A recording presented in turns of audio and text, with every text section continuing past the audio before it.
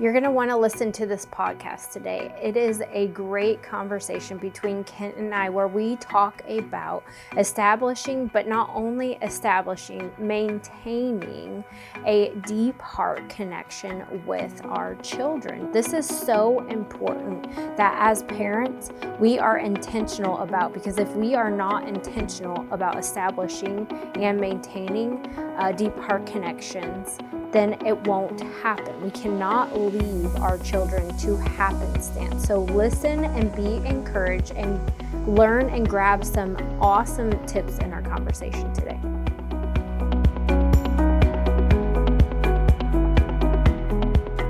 We have discovered something really important, and that is that, first of all, kids need affection. They need the right kind of affection. Yes. And as they get older, how that affection is displayed, it changes. Yes. Especially about the time that they hit puberty, a little bit before they start changing. And so we have two that have already hit puberty. We have one that is right on the brink cusp of it. And so we've really noticed this with him, in that it used to be, so then we've got the one that's almost 7.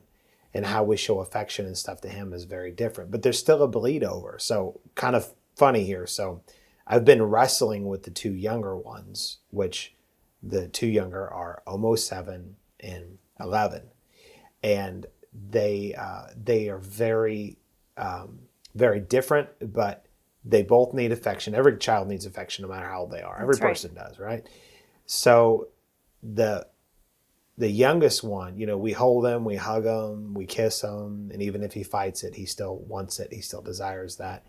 The one that's 11, can't really do that too much anymore. Like holding him down and kissing him, it just doesn't have the same effect anymore. His voice is starting. I'm like, I'm kissing a man now. So yeah, it's different. But what's interesting is that he's still, and I call him man-child sometimes because he's still a lot like a child. He loves to play with Legos and things like that. But he's starting to think different. He wants to hang out with the teenagers and things like that. He's in that in-between stage. But the youngest one has been wanting me to wrestle with him a lot more. So we wrestle a lot, which I have something to say about that in a moment.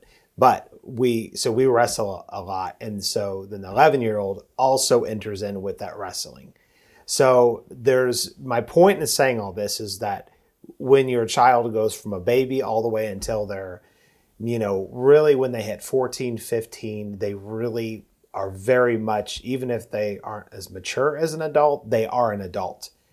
Physically, emotionally, a lot of those things. So the way that you relate to your children has to change, and you have to be able to realize that and adapt.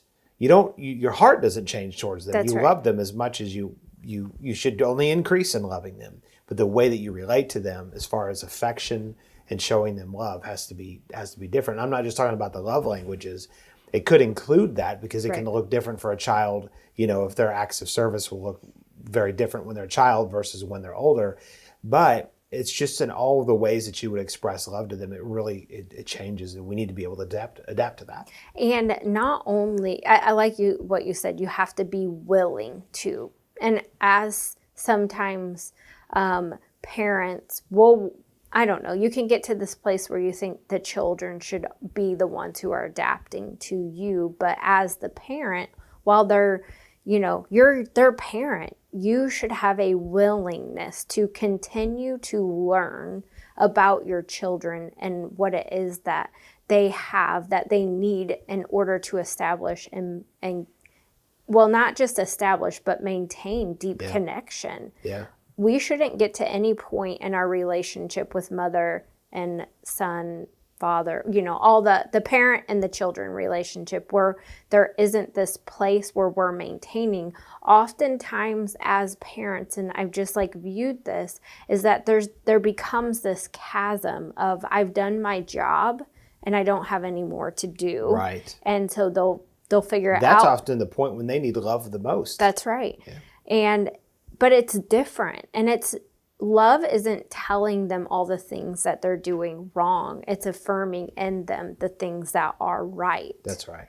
And making sure that they know you value them as a person. Yeah. And they already know the things that they're doing wrong. They don't need, now they might Mostly. need, mostly. And that's why, like in the teenage years especially, this is so important, because if you aren't careful, this is oftentimes where the disconnect comes, is because we will demand or act how we used to act when they were a child. And not adapt or have the willingness to adapt to things that they need as they're growing. Yeah. They do still need correction, but it doesn't, and it needs to be different. So I want to say this, and I think a lot of times people, they don't respond to their teenagers very well in terms of like any form of correction or adjustments that might need to be made. And it's because, see, when a child's 5 years old, you expect that child to act squirrely because 5-year-old children do that, right? And so it's not really overly embarrassing for the parents. Right. But when you get a teenager that's 13, 14, 15, and they're still acting goofy, even for parents that have done a good job at training their children, you still, when kids are 13, 14, 15, they do and say stupid stuff.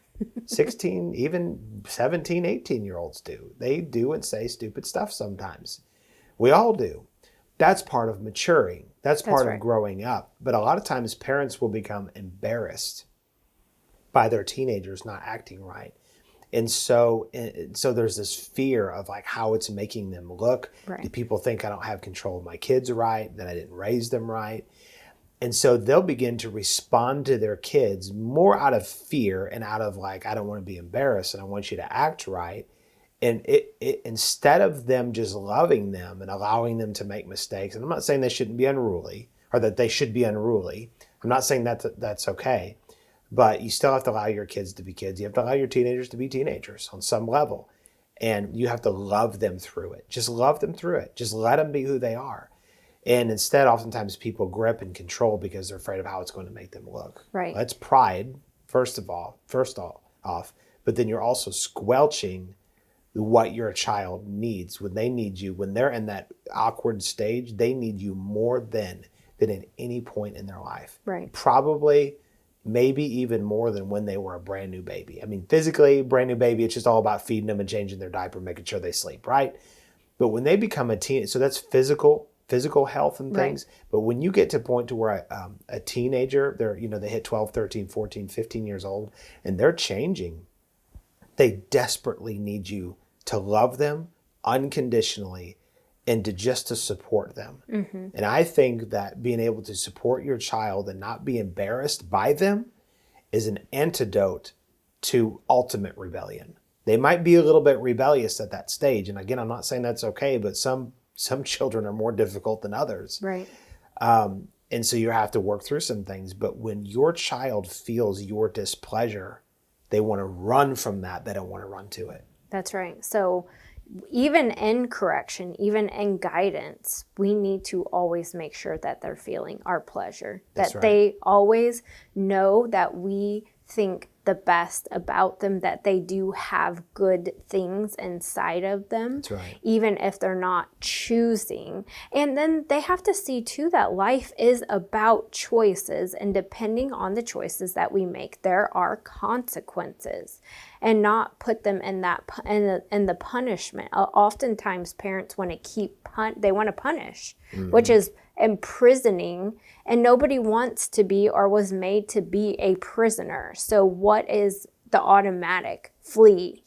I'm going to run because I don't want to be bound. Yeah. And if we're not careful as a parent, this is where the huge disconnect comes. And the truth is that condemnation and shame is more binding than any jail cell here on this earth. That's right.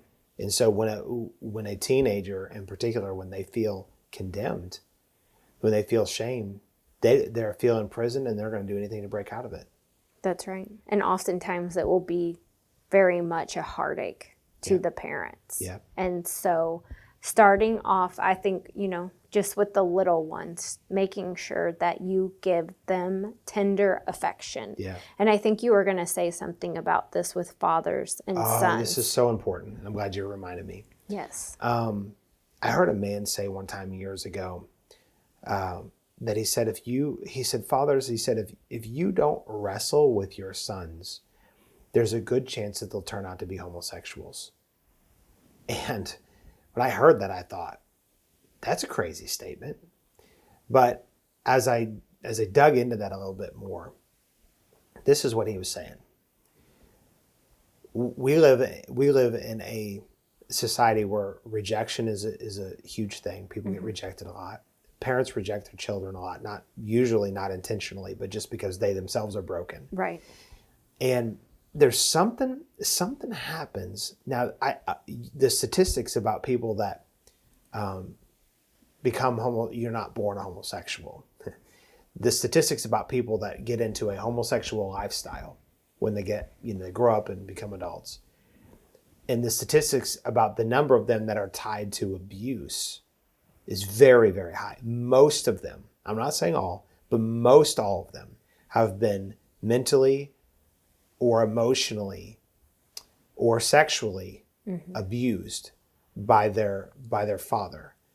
And then a lot of the other ones didn't have a father, and they were raised by a woman who had probably been abused and had a wrong view of men. Right. That wrong view of men got instilled into that. So in either case, you have a boy that had a bad view of men because her mom had bad experiences with men. So what did the boy think about? Bad things concerning men.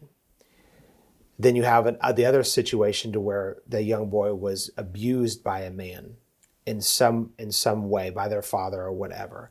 So they grow up, and what do they have? They have a wrong perspective about the love of a father to a son. Yes. And what they end up doing, and this is not intentional, but they end up falling into the trap of the enemy. And they end up looking for love from a father, and they end up being drawn to men. And then they end up in a homosexual lifestyle. Now, there might be some people listening to this to go, I just don't believe that. Well, I can tell you now, I do believe it, because I've seen those statistics, and I've seen what people are looking for, because it's in a man this is going down a deeper road than I wanted to. Let me just say, it's in a man, and I'll get back to the wrestling with the sons thing in a second. It's in a man to be attracted to a woman. Like when a man looks at a woman that is attractive, everything in him says, now I'm not saying that men should just go around looking at attractive women, but I'm just saying, just naturally speaking, we'll say his spouse, it's in that man or a girlfriend or one potential to say, I desire her, I want her. God made that. He put that in men. Yes. So when you have a man, and we could get into talking about women who are homosexual too, or lesbians, that's another thing that's got similar parallels, but just talking about men who become homosexuals. When they desire a man to that level, there's been the enemy has come in and warped them, has warped their mind and their thinking, because it's not natural for a man to turn away the natural use of a woman and to burn towards a man. That's not natural. It's really demonic influence. How can they get to that point? Well, at some point that there was a brokenness, that they went looking for the love of a father, and they went looking with the right gender, but in the wrong way. And so that's one reason, one way why men can turn out to be homosexuals. They didn't get the right love or right perspective from a man, a father, when they were younger, and they end up looking for it. And it just gets all twisted and perverted when they get older. Men, the fathers who have their, have boys, not only should you obviously not abuse them, but show them right physical affection as a man. Love your sons, kiss your sons, slap them around a little bit in a playful way, right? And so we have this thing where I'll get down on my knees and they'll try to go past me, and I'll trip them, and I'll grab their legs, I'll drag them across the floor, all that kind of stuff. And there's something about giving your sons right affection as a father that causes them to make a very easy distinction between what right affection from a man and right affection from a woman is. It makes a clear line in the sand, and just in life, in their mind, in their heart. That's why I think it's important to, quote, wrestle with your boys. And maybe you don't actually want to wrestle, but play baseball. ball with them, play hockey with them, play play their video games with them if you want to. And so sometimes, though, then dads get in this, they're thinking they're showing affection to their sons because they want them to excel in a sport so hard. Problem. And then they push them and they drive them. And the son doesn't excel, and then they feel rejected by their father and end up turning away anyways. Yes. Or they keep doing something to please their father, thus not really establishing deep connection. Because it's performance-based. It is. Yeah. It's performance-based. So we're just talking about love and affection that isn't earned, but it's just given from the right heart, from the right perspective, and how important it is for parents to show affection to young kids, like physically, but as they grow, the affection, and I think we touched on this, changes from being like so physical to what it is that they need, learning what brings a smile or joy to their heart and pursuing them in that arena. And I want to say something, because I feel like I bit off a huge thing here that some of the people listening can be like, oh my gosh, it's a lot about why people would turn out to be homosexuals. Well, we need some answers, because it certainly isn't that God created them that way. That's a lie straight from the devil. It is not true. God does not make people homosexuals. He doesn't make people to live in sin. You say, well, that sounds harsh. Well, read the Bible. The Bible calls it a sin. It calls it an abomination. That's right. So we need to see people set free. Well, we need some answers as to why people get into that. So let me say this. If you are a mom or a parent in general, just a parent in general, and you're a single parent, raising your kid, look, there is grace for your kid, and there's grace for you to be able to do it. With that being said, let's say you're a mom with a single, with the son. You need to make sure that your past situations with men, whatever that looks like, you need to make sure that you're not hardened towards men, because men aren't the problem. It was that man that was the problem. That's right. There's a big difference. But then you also need to make sure that you take your son, or if you have a daughter, take your daughter and have them, and this is one of 4,000 reasons why church is so important. That's right. But have them in an environment where they can be loved properly. Now, I know that's not the same as being married to somebody that's there every day, but get them around men, get them around women who know how to love children properly, so that your child can see, if they're a girl, they're able to see other men and women who know how to love a child properly. If they are a boy, they're able to see other men and women who love a boy, a child, properly. They need to be able to see that. That's one way for single parents to be able to help deal with this problem of your child not getting the proper love from the opposite sex if you are a single parent. That's one way to be able to do this. Now, always protect your kid. Don't let them go places alone. I have just a heart. I have a heart for girls, because we don't have a girl, and so I've always got this thing. I've always wanted a daughter, and so, but I would never go take a girl, like a young girl, on we're gonna take you on a dad date. Like, that stuff would be I would never do that. We might take a girl on a date, so to speak, or whatever, and just take her out and have. Just show her love and affection that way. But don't ever let that, I just felt like I need to say that, don't ever let that kind of stuff happen, because that could be really bad all the way around. But you need to get in an environment where people can show that child, your child, love and things from a different sex in a proper way. Right. And so where they have a proper view on it. That's my point with saying all this. It's very, very important. It's very important. And so that's one way, if you're a single parent, how you can help your kid have proper affection. But remember this, that there's tons of grace for you. If you're a single mom, you're a single dad, there's tons of grace for you to raise your kids properly, rightly, but be in the right environment, be in the right community. And that's really gonna help out a lot, because, and I don't think you should be in fear, but I think you should have your eyes open. Statistically, people that turn out to be homosexuals they often come from a single parent home. That the statistics match that pretty well.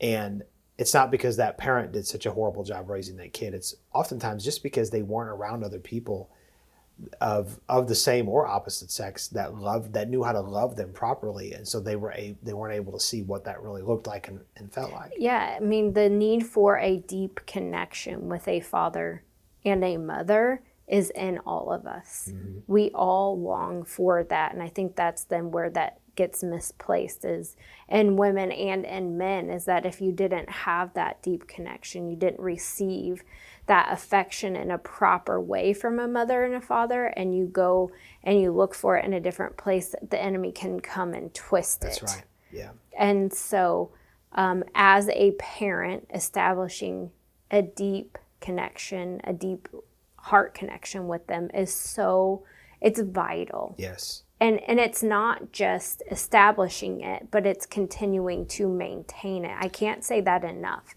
It's a willingness of the parent to continue to learn, even into adulthood, about their children. That's right. And learn then the difference in relationship as your child grows. Because as they grow, they don't need you so much to parent them as, maybe to be a friend, but if you have that deep connection that you have already established and you have fostered and maintained, then they still have a trust relationship with you where they will come to you, and you won't have this huge chasm. You won't have this break in relationship. Yeah. So this is something I want you to touch on, and just in closing, I think is really important. There's a lot of, and this could be true for a lot of single parents, and I have a heart for single moms, single dads, because we raise kids together, and it's challenging enough. I can't imagine doing it on your own. Other than I know that God's grace can cover anything, can empower any situation. But a lot of parents, especially single parents, but a lot of parents can find themselves in a fight mode.